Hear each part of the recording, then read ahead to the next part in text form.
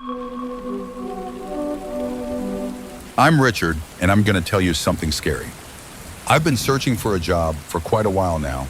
My parents were fed up and really wanted me to move out. About a week ago, I found the perfect job. The pay was incredibly generous. All I had to do was sit and monitor cameras while occasionally checking on other security guards. I'm used to staying up late, so the night shift suited me perfectly. I could read books, play games, browse social media, or do whatever I wanted as long as I completed my periodic checks at the shopping mall. The system is mostly automated with alarms everywhere, so I didn't need to focus too much. What surprised me was the insanely high pay for such a simple job. $65 per hour, an unbelievable rate. When I first saw the ad on Facebook, it seemed like a prank. Even the website looked fake. Who names their security company Entity Security Services? Besides the company name and the odd salary, everything else seemed legitimate, so I decided to apply. A few days later, I got a call from them. They conducted a preliminary phone interview and asked about my health and physical fitness. Their final question was a bit strange, but fitting for the role. Can you perform effectively in stressful and life-threatening situations? I hesitated a bit. The interviewer asked it so seriously. I got lost in my thoughts for a moment until the interviewer gently brought me back with a soft hello. Yes, I believe I can handle dangerous situations at the mall. I wasn't entirely sure about my response, but I didn't want to turn down such a great offer. The odds of the mall being robbed by an armed gang are incredibly slim. The interviewer told me I'd hear back in a few days and hung up. The next day I got another call from the company informing me I'd been hired. My first shift was the following evening. It was a rainy and cold night. Rain poured relentlessly on my windshield as the wipers struggled to keep up. I turned the heater to max. The road ahead was dark with my headlights as the only source of light. Even the moon was hidden behind thick black clouds. I was almost there. I was thrilled for my first shift, but also a bit anxious. The shopping mall was in a remote location about 30 minutes from my house, so I couldn't help feeling uneasy. The mall looked like an old dark building. I drove into the parking lot, zipped up my jacket, and stepped out of the car. The vast, empty lot added to my unease. Dense trees lined both sides with only one road in and out. I spotted a few other cars in the lot, probably belonging to other guards. I hurried to the mall's entrance. Inside the mall was just as gloomy as the outside. In front of me stood a small group of 3 people. They all turned to look at me when they heard my footsteps echoing on the marble floor. They introduced themselves as new security guards. Andy seemed excited about the ball and wasn't worried at all. He'd worked in remote places before and genuinely enjoyed night security work. Marcus looked nervous like me since this was his first job. Dylan was the quiet introvert among us. He was shy, and his only words during our introduction were his name. We all sat there waiting for the manager, but no one showed up. Time dragged on past our start time of 10 p.m. We decided to get to work since it was likely no one would guide us. I quickly headed to the security office while the others split up for patrol duties. I felt a bit sorry for Andy since he had to stay at the entrance, but his pay was double mine. I settled into the security office, scanning the 20 camera monitors on the wall. I also searched the room for a manual or anything to guide me on operating the systems. I wanted to do well on my first shift. After fumbling around, I found a tattered handbook. A crumpled piece of paper fell out. It was a list of safety rules for night shift employees. These rules must be followed under all circumstances and apply only to security office staff. Other employees receive different rules. Violating them could lead to injury or even death. 1. Do not leave the security office except during your scheduled patrol times. 2. No matter what you hear or see, do not leave the office outside patrol hours. 3. If you receive a call in the security office, answer it. If it's from a colleague you've met, continue the conversation. If not, hang up immediately. 4. If you hear knocking at the door, hide in the bathroom until it stops. Do not open the door under any circumstances. 5. During patrols, if you hear crying or laughter, run back to the security office immediately. 6. If you see a dark figure on the cameras or during patrols, close your eyes instantly and hide in a corner. If you can't hide, keep your eyes closed and feel your way to the nearest store. If no store is nearby, or you only see the figure on a camera, lie down, count to 360, then open your eyes. 7. If you spot any disturbing entity or phenomenon on camera 9, the computer will emit a high-pitched beep to alert you. When you hear the beep, stare at the camera, no matter how terrifying it is. Do not look away until it turns off. 8. Near the end of your shift, you may feel sleepy. This could be natural, but to be safe, stay as alert as possible. 9. Always carry this paper with you. You'll need it to know Rule 10. At first, I thought it was a prank to scare new employees. Just as I was about to toss the paper into the trash, a loud beep startled me. I immediately looked at camera 9. What I saw haunts me to this day. A horrific, grotesque creature was devouring Andy. It had yellow skin and unnaturally long limbs, ending in sharp points, not like arms at all. It pierced Andy's body, slowly consuming him with a wide, blood-filled mouth. My dinner surged to my throat. My eyes screamed to look away from the camera. Just as I reached my breaking point, the camera shut off. I turned and vomited violently into the trash. This night was far from fun. I tried to think rationally and worried about Andy. Was what I saw on the camera just an elaborate prank on new hires? But it felt too real. The blood, the screams, and that absurd entity. I wanted to run to the mall's entrance to check if it was true. But then my eyes fell on the cursed rule list. Rule 1. Do not leave the security office except during scheduled patrols. A fierce internal battle raged. My rational side said it was all a prank, but my primal instincts warned something was threatening my life, and I needed to follow the rules to survive. The phone's distinctive ring cut through my conflicting thoughts. I picked it up. Hello, this is Andy. I just saw a shadow in the parking lot. Can you check the cameras? I looked at the parking lot camera. Nothing was there. But I'd clearly seen Andy being eaten by that monstrous creature earlier. Andy, are you okay? Oh God, no. Richard, get out of here now. Growling sounds mixed with Andy's screams. The call cut off. I started breathing heavily. Somehow camera 9 had shown me the future, and Andy was being eaten right now. If this was a prank, it was utterly disgusting. Things had gone too far. A deep gut feeling told me I had to follow the rules to survive this mall. For the first time in a week, I chose to trust my instincts. I read and reread the rule list until my watch beeped softly, signaling midnight. Time for my first patrol. I slowly opened the security office door, terrified I'd be attacked by the monster that ate Andy. I stepped into the dim hallway. The mall now looked like a medieval castle, only much larger. I'll try to describe it clearly so you can picture it. Starting at the entrance, outside is a medium-sized parking lot. Cross the lot and you reach the main entrance, just a pair of manual glass doors. Inside, I'm not sure if it's a hallway since the path is so wide. Keep going and you reach a surprisingly large atrium. Shops line the sides, and in the center is a grand spiral staircase leading to the second floor. There's also an elevator. The lighting is poor for such a large mall, and most areas are shrouded in haze. I bet if the shop lights were on, it'd be much brighter. The space is silent and eerie. The kind of darkness that makes you feel a monster is right behind you. Climb the stairs and you reach the second floor. It's an exact replica of the atrium below with the same lighting issues. My security office is tucked away in the right corner of the second floor, accessible via a small staircase. That staircase even extends to the first floor so I can reach the office without passing through the second floor. The mall's roof is essentially a canopy of giant glass panels. I bet it's beautiful during the day, but at night it's terrifying. That's it. Now imagine walking through this place at midnight. That's exactly what I was doing. I stepped out of the only place I considered safe in the entire mall. It was silent and dim. My body was covered in goosebumps.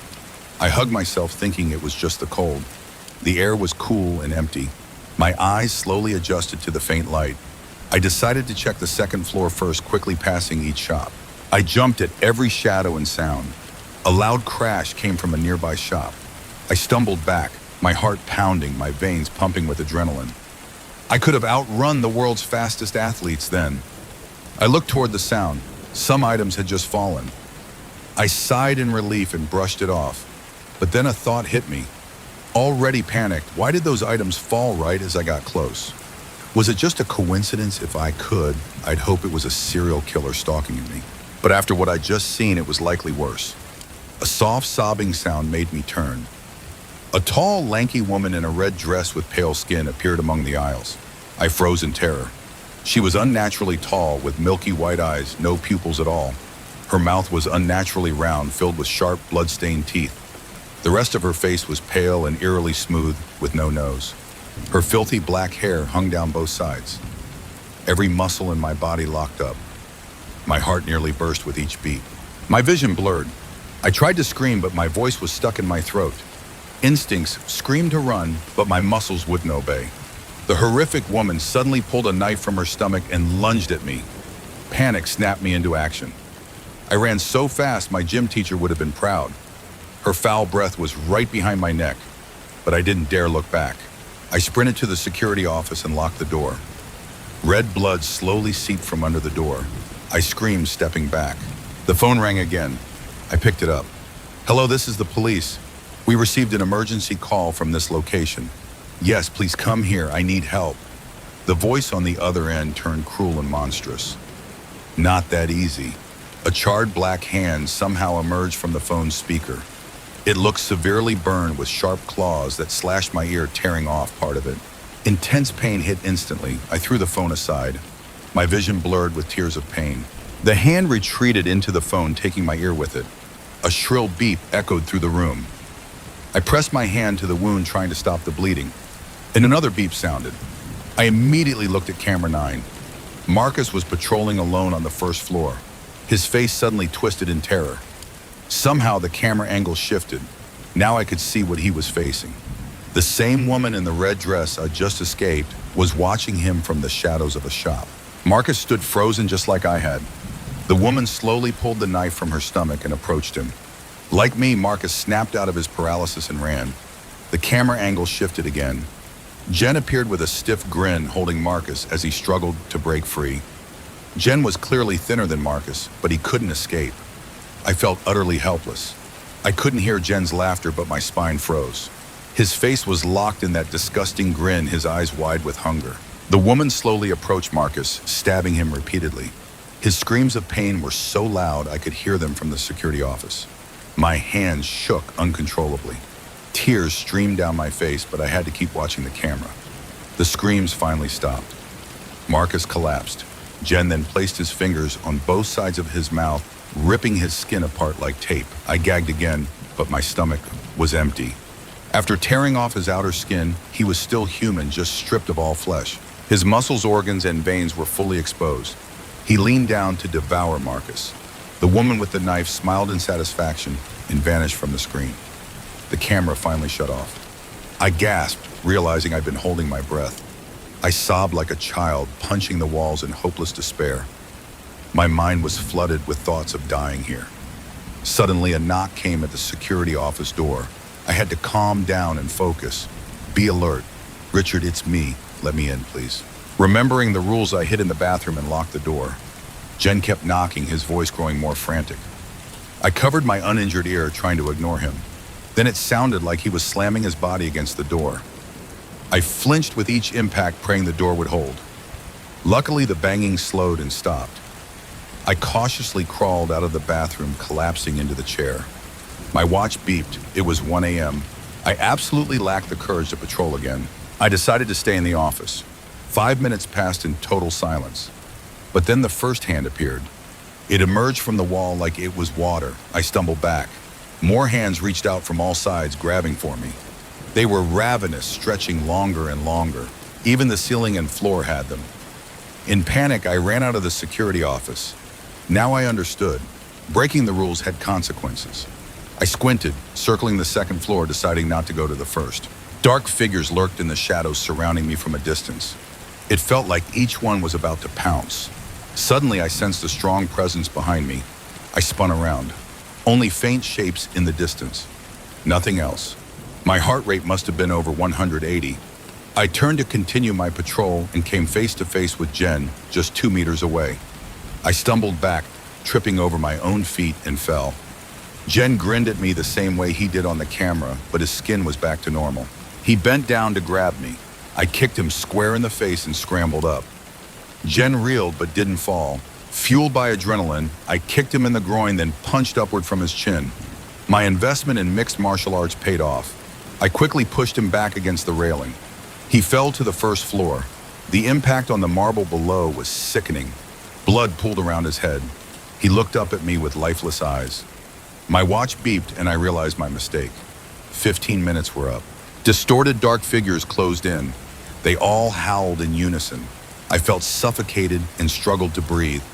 A dangerous idea popped into my head. I hesitated, wondering if I should do it. But when one of the shadows touched me, the decision became easy. The touch was so cold it numbed my shoulder. Without hesitation, I jumped over the railing. Even the shadows were surprised. They stopped howling, watching me flail in the air. I landed hard on all fours, feeling a crack in my left ankle. Then I collapsed, slamming into Dylan's body. Luckily, most of my body landed on his corpse like a cushion. My nose hit his forehead first. I was surprised it didn't break, though the injury was still bad. My vision blurred. I felt like I was about to pass out. My body was bruised and aching. Air was forced from my lungs. My mind screamed for my muscles to move, but the pain only worsened. The shadows' howls echoed again. Survival instinct became my drive. I forced myself up. My entire body felt like it was tearing apart, but I refused to give in. My right leg dragged my left as I limped to the security office from the first floor. Imagine the agony of climbing stairs with a sprained ankle. But I made it. As soon as I entered the security office, I collapsed exhausted, gasping for air. I lay there for a while, checking my watch. 3 a.m. The ghostly hands no longer emerged from the walls, so I had time to rest. Suddenly, a glint from something under the desk caught my eye. I reached in and pulled out a small lighter. I flicked it and a flame sparked. Next to it was another piece of paper. It read, "Hopefully you found this paper when you needed it. Rule 10 is extremely dangerous and should only be used if you're in a situation with no other solution. Rule 10 is more likely to succeed in the final hours of your shift. That's why we didn't give it to you initially. We hope you understand our concerns. This lighter will help you uncover Rule 10. Until you figure out how to read it, we bet it's the final hours of your shift and the ideal time to use it. Lemon juice is your way out." I was confused by the last line. Why lemon juice? Was it a code for someone's name? As I puzzled over lemon juice, another shrill beep sounded. I looked at camera 9.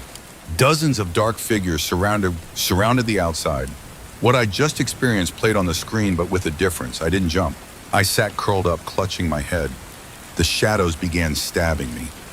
My flesh melted with each touch, slowly dissolving like wax. Soon my organs liquefied too. The final scene before the screen went black was me as a puddle of goo. I retched into the trash after seeing that vile image. Calming down, I grabbed my phone, searching for anything about lemon juice. I had to escape. Soon my watch showed 4 a.m. Whim, only 4 hours left until my shift ended. I cautiously stepped out, carrying the lighter for protection. I circled the mall again, but this time it was worse. A completely different experience. Thick whispers surrounded me like someone was gossiping about me in a corner of the building. They weren't clear, but a few syllables chilled me. Melt, tear, eat, Richard. I froze when I heard my name. The shadowy figures in the corners stared at me. They were always present in my peripheral vision, but never within reach. I checked my watch. 4:10 a.m., I turned and to head back to the security office. A dark figure was right behind me. It wasn't black, but the color of deep nothingness. Darker than darkness, yet strangely mesmerizing. It stood out like the absence of matter, as if someone had cut a human-shaped hole in space and time. Remembering the rules, I closed my eyes and blindly shuffled to the next shop. My sprained ankle hit a shelf and I crashed to the floor. I could only hope I was in a shop. I lay still, praying and whispering, a count to 360.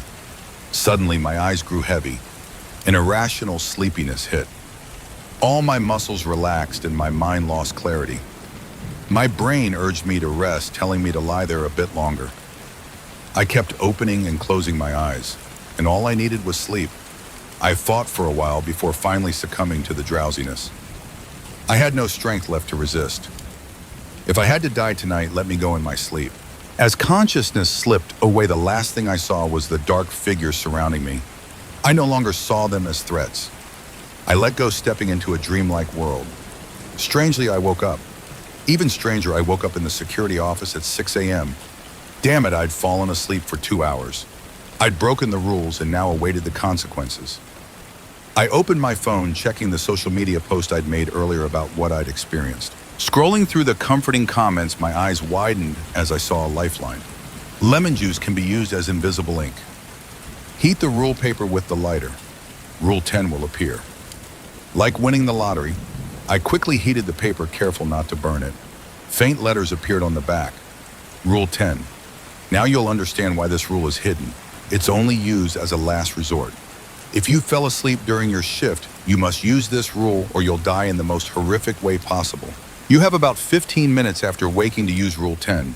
If 15 minutes pass and you haven't acted, the mall will never let you go. No matter where you slept, you'll wake up in the security office. Immediately climb the stairs to the mall's rooftop and jump off. We suggest jumping to the back lot where thick grass below may minimize injuries. If you survive, we'll pick you up soon. The wounds from my earlier falls still throb, but I had to do this to survive, even with the slimmest hope. Dragging my aching ankle, I climbed the stairs. I checked my watch. 6:07 a.m. I had 8 minutes left. I crawled to the rooftop.